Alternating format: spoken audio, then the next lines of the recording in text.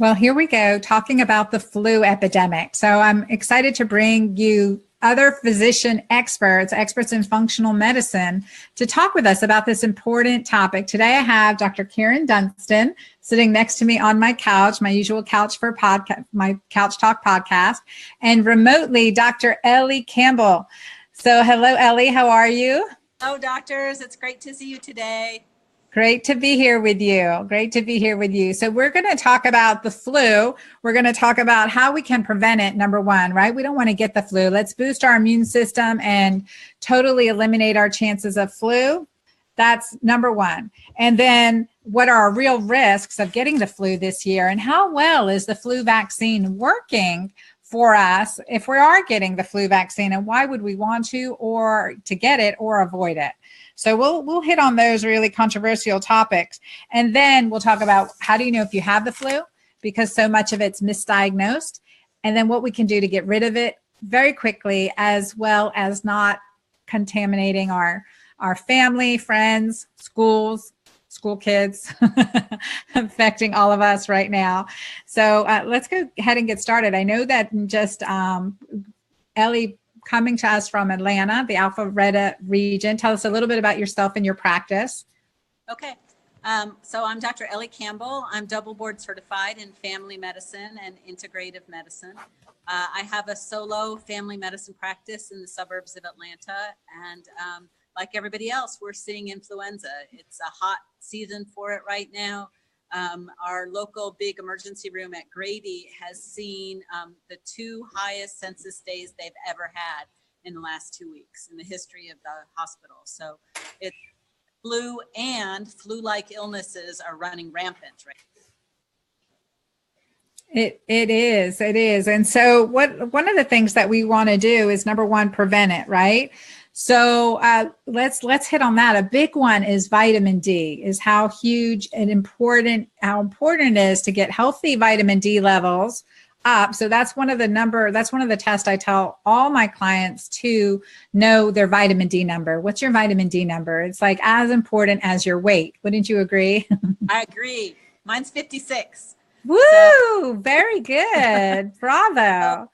Dr. Cannell from the Vitamin D Council tells us that low vitamin D is not only a risk for getting influenza, but it's also a risk for having the most severe complications of influenza. So having a vitamin D level above 50 protects us in some studies, as well as the flu vaccine, against getting influenza. So I think it's probably one of the simplest, cheapest, and most effective interventions that we have for preventing influenza. And that's to start in vitamin D before the flu season.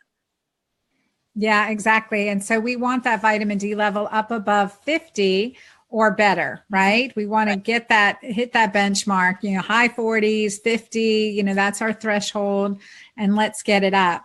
And so that's a big one too. So part of our daily supplement regimen, certainly come winter, or if we know our exposure, we're at risk, should include vitamin D. And we can talk about amounts. And also let's talk about the form of vitamin D, how we want to supplement vitamin D, and then the amounts of vitamin D we should take.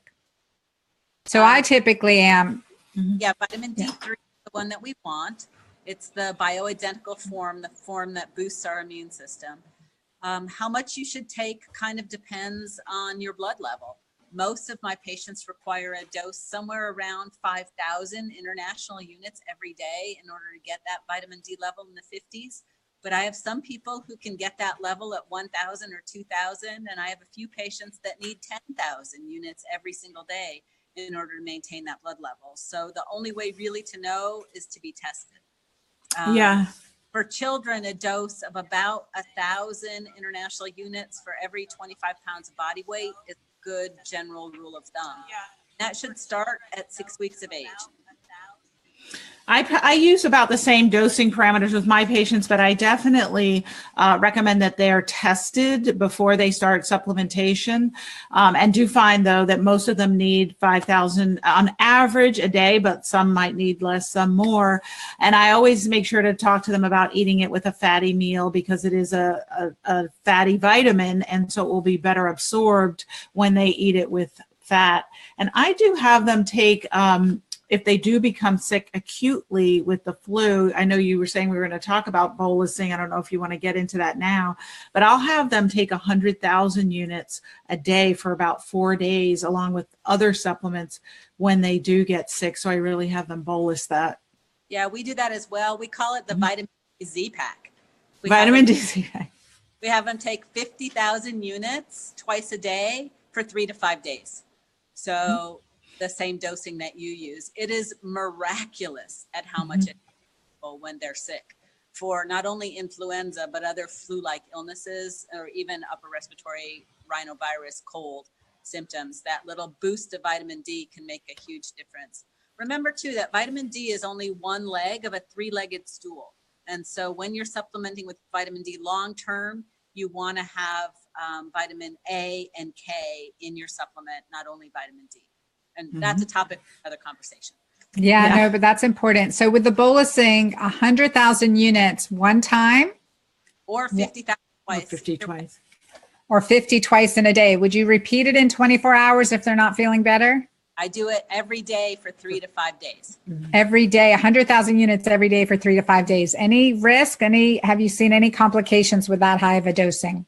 I've been doing that for 15 years and I've never seen a single complication. Very good.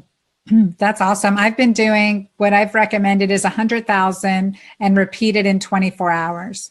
Typically orally, a D3, a pure D3 form. So again, it depends. We don't know. Sometimes, we have listeners here that may not be under a functional physician's guidance. So what precautions should we be sharing about this? Yeah, so vitamin D is really only dangerous if patients have some metabolism problems with calcium. And the health conditions that lead to that are sarcoidosis, tuberculosis, some types of lymphoma, and maybe in some African Americans, they may be very predisposed to having a conversion issue of vitamin D3. But for the vast majority of Americans who don't have sarcoid, tuberculosis, or lymphoma, a dose of 100 is not only beneficial, but might save their life and prevent flu complications. Very cool. Yes. And I think it's, again, much better to prevent and to nip it in the bud early. And we'll talk about some other supplements with that too. One of the biggest areas of controversy though right now is the flu vaccine. Do we know how effective the flu vaccine is for us right now? And does it actually, to what percentage of us, if we get the flu vaccine, will it help? Right. Well, let's talk a little bit about how they develop a flu vaccine. So most years, so there's basically 3 types of flu, A, B, and C. Most of the flu vaccines cover only types A and B, and they normally pick 2 A's and a B or 2 B's and an A to create in this flu vaccine. They look across the world from the previous flu season and make best educated guess as to which flu strains are going to be present. This year, they, I think, tried a quadrivalent vaccine, 4 different flus to guess which ones it was going to hit. And unfortunately, we guessed wrong this year. The majority of the flu cases that are being typed are not the type of influenza that is contained in this year's vaccine. So at best, flu vaccines cover usually between 30 and 60% of influenza cases. But this year it's less than that, probably somewhere between 10 and 30% effective. Yeah, Not particularly effective this year. Nevertheless, the experts in the CDC do recommend we take flu vaccines. Many listeners don't take any vaccines at all and choose not to vaccinate against influenza. For me and my family, I've made that choice as well. We have not had a flu vaccine in our household in over 10 years. For us, we believe that the risk of influenza vaccine and the toxins contained within the vaccination are greater than the risk of influenza. Well, I think there's more risk to this too that we know of. According to this year's results, it's estimated that this year's vaccine efficacy may be only 10%. Right. And I'm quoting out of Dr. Kara Fitzgerald article on the influenza vaccine this year. But also what's fascinating is that the more flu vaccines that one receives, the less effective they become. So in a review that was done of 5 years of historical vaccination, so being vaccinated for 5 years in a row, vaccine effectiveness for influenza A in those with no prior vaccine history was 65%, whereas effectiveness was reduced to 24% in those with a frequent vaccination history. Wow. That's frightening, because we think we're doing something good, and then when a very inflammatory one, a very contagious one like this one we're exposed to, if we've had vaccines in the past and we're going to take this flu vaccine, it's even reduced. Again, it's only 10% chance, less whatever that other 24% is, that because we've had prior vaccines. That's concerning. That's concerning for the most at risk of us. Of course. And in children, many studies have been done showing that influenza vaccination actually increases the rate of hospitalization in asthmatic children. So I think that this is a vaccine we should take only with informed consent, and we really should do a lot of research before we make the decision to take the vaccination or not take the vaccination. Yeah, absolutely. And I want to thank all of those who are out there watching us and sharing this information. Definitely share this stream with your friends, because this is an important topic and we're taking questions. So Rocio, Gina, Nisha, please, enter your questions in below and we'll be happy to answer them, because this is I felt so passionate about this, hearing about the flu, and my 29-year-old was sick and this is her first time in years. And then my daughter was cranky sick. And so we had a mental health day yesterday from school. So that point, what are the symptoms of influenza, right? Cranky. So there used to be a TV commercial that showed a little child's toy train and it said, "This is a cold." And then it showed a locomotive bearing down on the camera, and this is influenza. And really that is the difference. You do not have mild symptoms with the flu cases. It is very sudden onset of severe symptoms of fever, often high fevers, 103, 104. I had one patient in the emergency room, a husband of a patient, with a fever of 106 with influenza. So high fever, chills, cough, sore throat, severe muscle and body aches, fatigue, and the extreme need to lie down. Those are severe symptoms of the flu. Vomiting and diarrhea are not very common in adults, but you do see them in children.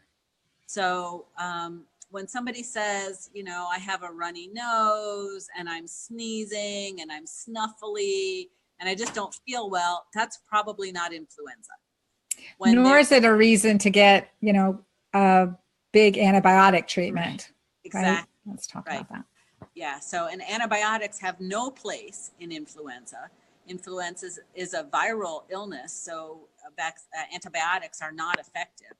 However, there are influenza complications that people do need to be aware of. And the more severe the flu, the more likely you are to suffer from secondary complications. So if you have the illness and you're starting to get better, and then you get a second sickening, that second sickening may be an indication to see the doctor and be evaluated for the need for antibiotics, because a secondary ear infection, a secondary pneumonia, a secondary sinus infection for which antibiotics might help sometimes does happen after the influenza is fading, but not in the initial stages for sure. No matter how terrible you feel, antibiotics are not going to make you feel any better. Yeah. And then whatever it is, when we get into that early symptom stage of whether we're trying to figure out, is this flu, is this cold, is this, strep, what's going on with us, we're going to do some prevention. So Karen, let's talk about some preventive, like what kind of preventive measures early on will you add to your patient's regimen? Well, first thing is, which most people know, but I think it bears repeating, is avoidance of people who are ill. And then also proper hand sanitation. So, but I don't recommend the hand sanitizers that have triclosan because it's an endocrine disruptor. So go the extra mile and find yourself an all-natural hand sanitizer. I think it's 7th generation that has a good product that's just as effective as the commercially available hand sanitizers. So definitely use those. And I'm sorry? Soap, right? water. Soap and proper hand washing technique. And I recently knew a nurse whose daughter had the flu, and she was successful in keeping everybody else in the house from getting it. And one thing that she added, I hadn't heard of people doing this at home, is she had everyone her daughter wear face masks. And so that's something that you could do. So I definitely think that avoidance and proper sanitation is key with people. I usually do add the vitamin D, and we talked about some other supplements we're going to bring to you, regimen only when people think that they have it, because I don't know that I want everybody taking 100,000 units of vitamin D and right. Yeah. So I'll usually wait. And so we're going to go over that with you too. So there is a supplement regimen that you can start if you feel yourself coming down with something, to kind of try to abort the full illness from taking effect, which I have found very effective. So we're going to go over that with you too. Yeah. Can I in the early prevention is probiotics. We don't want to negate the effect of probiotics. There was a really impressive study in China a couple of years ago that put kids on one probiotic, a dual probiotic, or a placebo, and then looked to see over the course of the next flu season, how did they do? And the kids who took the combination probiotic that included both Acidophilus and bifidobacteria, they got 72% less symptoms, 60% less fever, and 58% less runny nose during the flu season, just by starting Acidophilus and bifidobacteria 10 billion colony count early in the flu season before it started. So if you don't want your kids to get sick, give them some probiotics and vitamin D early in the season, and you'll save yourself a lot of heartache. Yeah, absolutely. So checking even for your blood level of vitamin D, getting it up to 50, that's part of the prevention. And so to summarize, good hand washing, a little trick that I use when I travel, I wear a scarf. And so I use that to open all my doors and everything else. I just use the scarf. And so that kind of creates that little barrier. Plus I could put it around my mouth if I wanted to. Yeah. And push doorknobs with your knuckles, not with your fingertips, push elevator buttons. So try not to touch. And if you have to touch something with your fingers, don't touch your face until you had to wash with soap and water.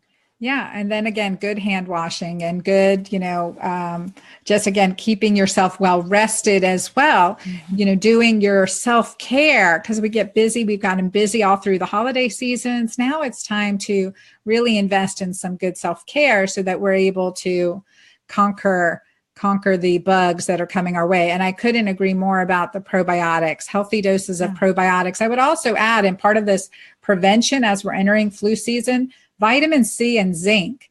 I mean, just to add maybe two that we're not sick, but keep that maintenance. I would do 5,000 IUs of vitamin D a day, 2,000 IUs of vitamin C a day, and maybe somewhere between 30 milligrams to 50 milligrams of zinc a day, plus a probiotic. That would be part of what I would like to do, what I would like to recommend as a baseline, just kind of keeping that baseline, adding those things in if we're not on them. And I would add to that adrenal adaptogens, if people watching are familiar. Mighty Maca. Yeah. So if you're already on them and using them, they're going to strengthen your immune system, because the adrenals and immune system work intricately together. So you want to have your adrenals in the best possible place so that if you get that insult of a flu inoculation, that your adrenals and immune system are ready to fight it off. Yeah, I agree. So let's go into, okay, now we've got the flu.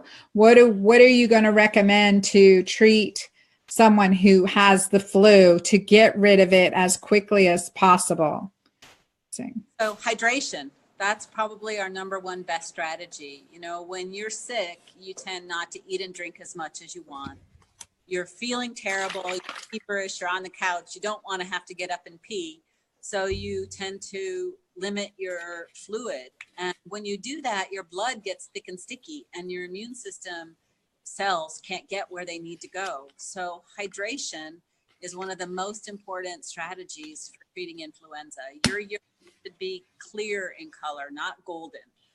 So that's a simple and easy strategy. And parents can help their kids who are sick using innovative ways to get fluid in them. Fluids can be solid, right? They can be frozen into popsicles. They can be Jello.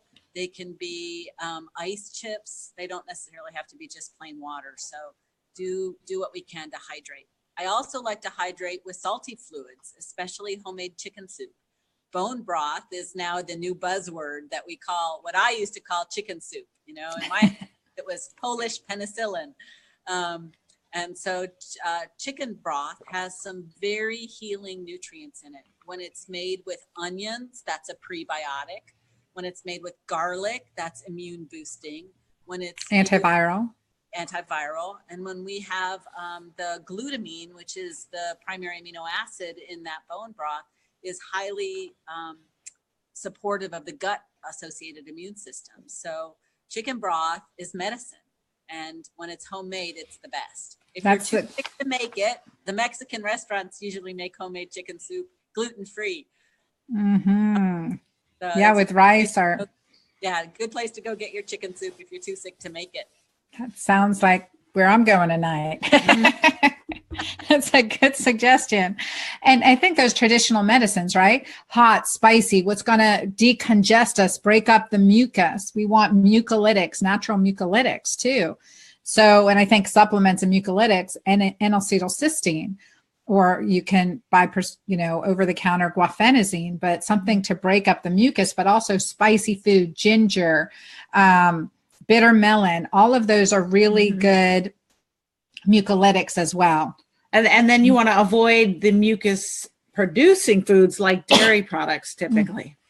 So when and grains, yes, absolutely. So grains and dairy products, anything else you can think of? But dairy, that's so key. That is so key. Yes, it is key. Yeah. And I think talk about that a little bit, but dairy, when we think of people with recurrent ear infections, sinus infections, stop the dairy. Yeah, I don't think that a lot of people are familiar with how mucogenic dairy products, so cow milk products are, but they are and if you start to really pay attention to the quality and amount of your mucus when you consume dairy products as when you don't, you'll start to see this association, because most people I talk to, they've never thought about it and nobody ever told them that, and it's not something that's in their consciousness. But I ask them to start paying attention and becoming aware, and they will say, wow, when I do eat cheese, I have more mucus, my mucus is thicker. And that's going to increase your symptoms when you have an illness like the flu, because a key component of that is congestion. So if you're consuming dairy products, you're going to have more congestion, which means more mucus in your sinuses, more pressure, more pain. And so that's something that you really want to avoid. You want to go to what I call clear foods.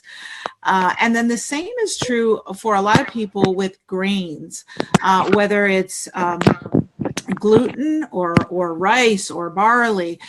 Sometimes they can be more mucus producing. I haven't found that with everybody, but with some subset that is a problem. So I know I have that problem. So I avoid those.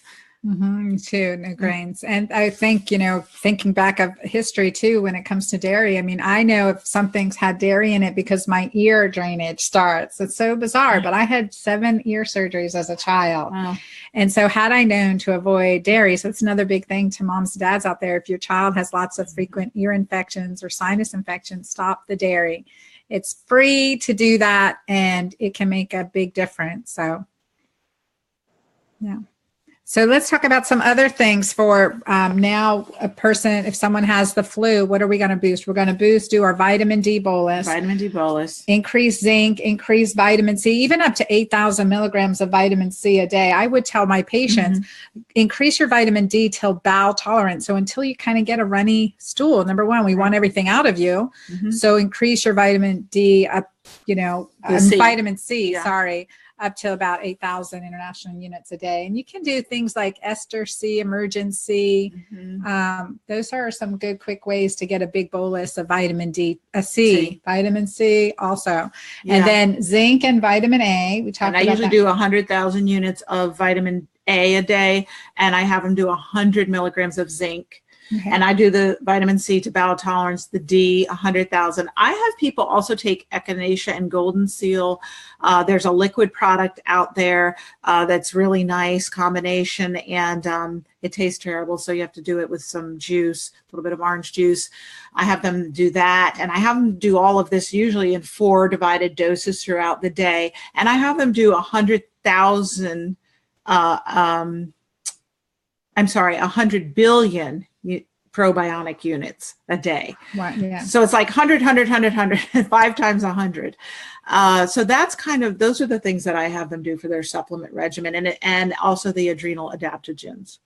I like ginger very much as a thinner and a cough supplement. I like also called. We missed that. You like what? Sambucus, which is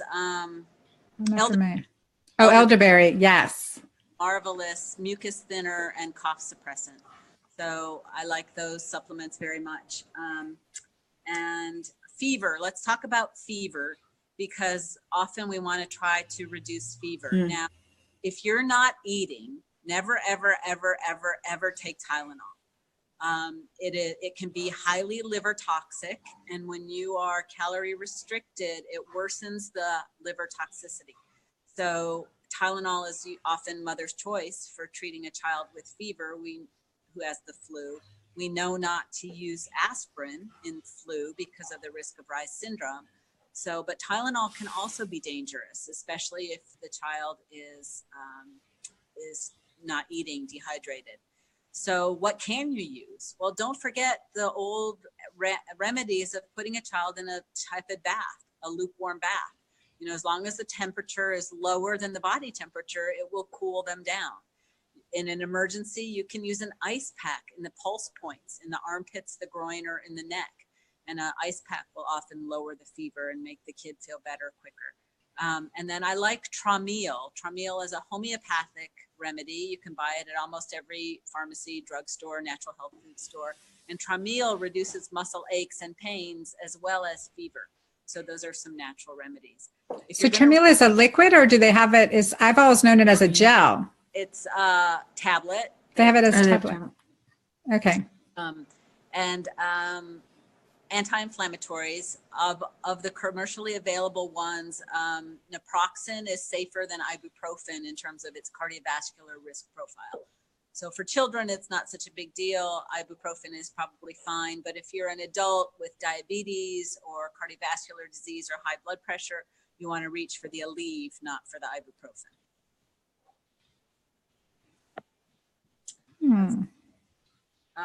And for mucus, we think about onion juice or lemon juice in warm water. We think about homeopathic sore throat sprays, spray throat tone and other things. So there's lots of remedies at the local health food store. I would suggest that you stock up on those before the flu season, because once you have it, you don't want to go out in the store, and you don't want to send anybody else out in the store who might be a carrier of flu germs to spread it around. So yeah. And I think one of those things that I like to use is colloidal silver for throat spray to gargle with, to clean your nasal passages out with. And there's different ones that you can get at the health food store. So colloidal silver, oh yes, Argentin 23 is my favorite, the same one I'm using. So put it in your nostrils, and that's good. I mean, that's general good. I mean, we know that silver benefits antimicrobial, antiviral, antifungal. I mean, it's a very broad agent. And so using it in the nasal cavities, if you're doing a neti pot, we talked about that to clear out the sinuses, use colloidal silver in there, and then also gargle with it, spray it as well. And that can help you. And you can't, it's hard to do too much of those colloidal silver. So it's a very safe product. Yeah, and you could even add that to the regimen and take a teaspoon or two a day orally and ingest it that way, which could help also with your immune system. Great suggestion. Mm-hmm. Yeah. So, okay, let's see. We cover all our things. There's probably other things, like we said, hot baths, Epsom salt bath. This is the thing. If we have a high temperature, so we talked about that for high temperature, you want to cool that. All right. So we've got that. Cool it, as get your temperature down. What's too high? Uncomfortable. Yeah. At home, I think for adults, if you have a fever above 105, you probably should be at the emergency room getting some IV fluids to help bring your body temperature down. Children can tolerate 105, 106 a little bit better, but we don't want that for a prolonged period of time. If your kid's fever is over 105 for a couple of hours and you can't get it down despite your tepid baths, you probably need to be taking them. They probably can get that fever down in the hospital with some IV fluids and a cooling bath. Yeah, I agree. Let the fever do its work, but don't let it get too high. Yeah, and I think that's a good point. Let those fevers, 100, 101, maybe even 102, let those fevers simmer. Your body's using that fever for a reason. It helps to change the shapes of the proteins in those viruses and make them more susceptible to your immune system. So let that fever do its job. Don't medicate every fever. It's there for a reason. Yeah, up to a tolerable level. So be cautious, use good judgment on that for sure. And definitely be in communication with your doctor, your physician. And because I was thinking too, early on, that flu's coming, nothing feels better than a hot bath, right? Like soak in a hot Epsom salts bath. Then you want a cold bath after your fever's way out of control. But that just, again, to boost your immune cells and boost your immune response. So a hot bath will do that by raising your body temperature. And that's why we use that early on if we're trying to fight something, but using magnesium salts in there. So Epsom salt bath, really soak like a whole 4-pound bag in your bath. I mean, we're not just putting a little bit, a sprinkle of Epsom salts. Use a 4-pound bag and soak in this in magnesium salts. And one thing that we didn't mention is essential oils can be helpful for symptomatic relief. You can use them in a diffuser, like peppermint oil is wonderful. You can get eucalyptus oil, and that's great for the upper respiratory system to help decrease blockage. And you can use the peppermint oil topically, but you probably want to dilute it because it can burn a little bit, and you definitely don't want to get it in your eyes. So don't put it on your hands and touch your eyes. I know this from experience. Obviously. But the essential oils can be very nice if you put the peppermint in a carrier oil and rub it almost like Vicks, but it's all natural. And you can do a chest rub. Any other oils you can think of? I love the oil of thieves. Thieves is wonderful. I have that in a diffuser going continuously lately. Yes. And then just relaxation. So with lavender to add something that you love. Yes. And eucalyptus or tree oil. Tea tree. My favorite remedies too, is to put it not only on your chest, Mama would always put it on your chest when you had a cold or the flu, but also on the soles of your feet. Right. Because the acupressure point for the lungs is there on the ball of your big toe joint. So if you put that essential oil on the balls of your big feet, you'll settle that cough reflex and often have a much more restful night's sleep with essential oils on your chest and your feet. Which reminds me too, because sometimes you're getting congestion with the flu and it's really difficult to breathe, as it was with my daughter.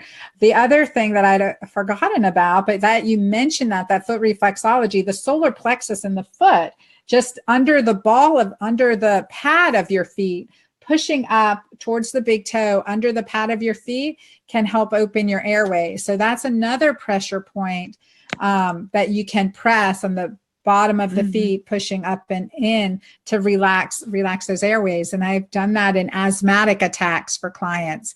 So that's a great thing. So probably can use that for the flu too. And then heck, while you're there, please rub their feet. That's going to feel good. That's always good for anyone who's sick. Yes. Very good. All right. I think immune boosting by tapping on your lymphatic chain. So right above your collarbone is where the lymphatics begin to drain. So if you tap, tap, tap, tap on your collarbone and then massage the lymph glands towards that collarbone from the jaw to in front of the ear down the jaw and the jaw down to the collarbone. After you tap, tap, tap for 20 times or so, do it on both sides. You can really boost your own immune system, the ability of your lymphatics to drain, and it can help decongest the sinuses and nasal passages and sore throat, make it feel a lot better. Good suggestion. Good. And then when should they go to the doctor?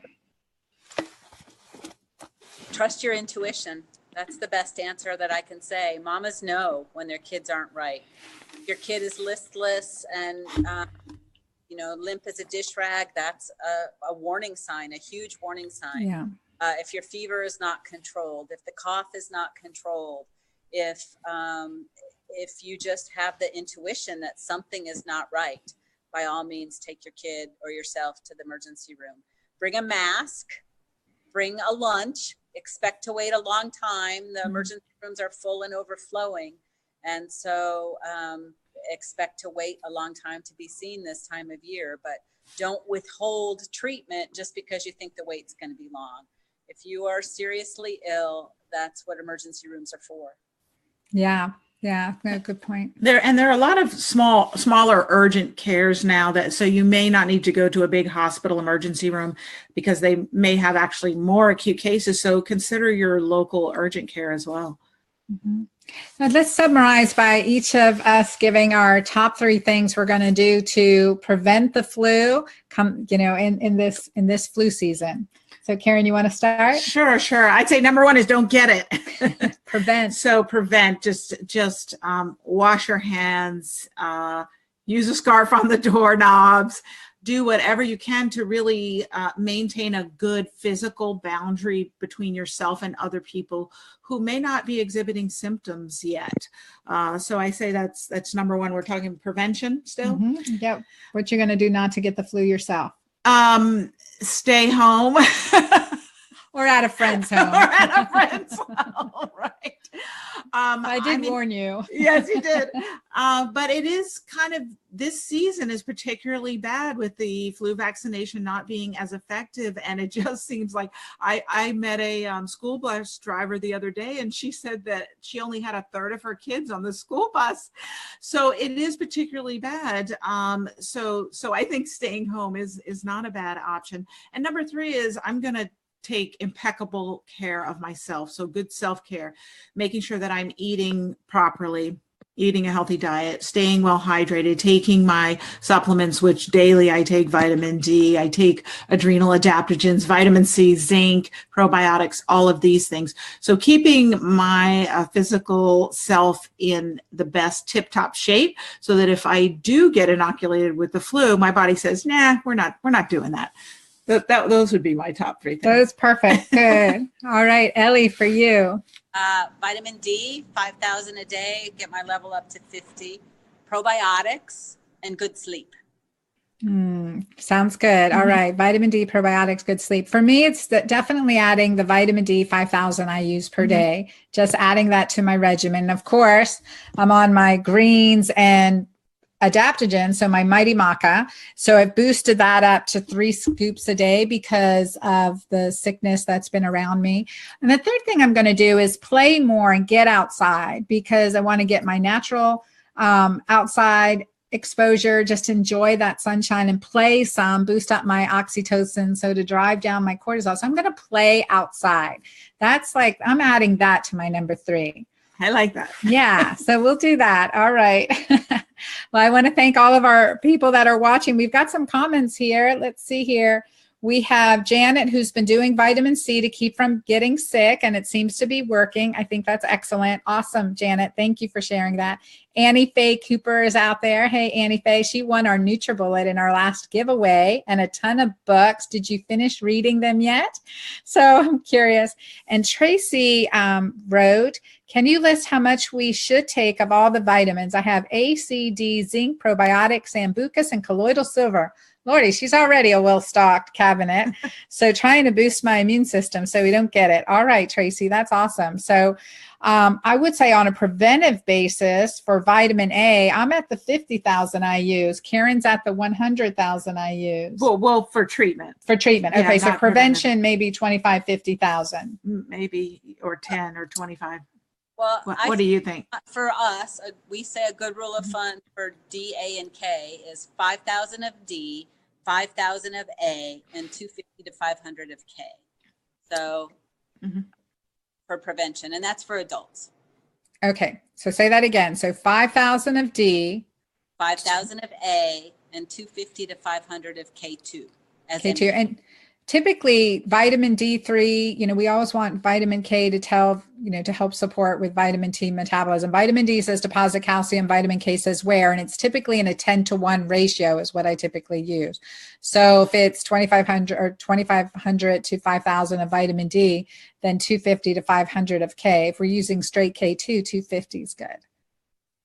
So 10-to-1 ratio typically. And then zinc, for prevention, I'm at, on a daily basis, 30 milligrams of zinc. I have an issue with my cortisol causing too much stress response, driving testosterone to dihydrotestosterone. So I typically am a 50 milligram per day zinc person, but because I have a very active 5-alpha reductase enzyme. Isn't that fun? You didn't need to know all that, Tracy, did you? I would say 15 to 50 depends on your response. Yeah. Okay. That's a good one. And probiotic, we had our ranges definitely in the billions, 50 billion. Well, for prevention, I think the average, I do have most of my patients do 20 to 30 billion a day, and then treatment 100. Where are you with that? I'm in that same zone. For children, that China study I talked to you about was 10 billion. 10. Perfect. So, that goes well. And a lot of times when you go into the health food store, you go into a drugstore and you're looking at probiotics, they're only in the millions. And that's not going to get us where we need to go for true inoculation and empowering the microbiome. So we do want to look for those, those formulas that have higher, 20, 50 billion organisms that are, good quality company.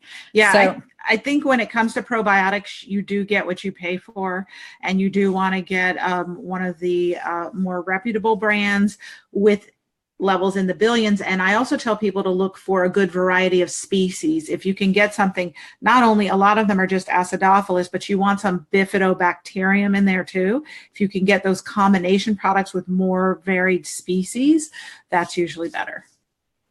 Yep, I agree. All right. Well, thank you all. That's great. Very good. Tracy's stocked up, and hopefully everyone else just get that stuff to stocked up right away too. And comment below, share this great informative video to have these brilliant minds with me today. I'm just truly blessed.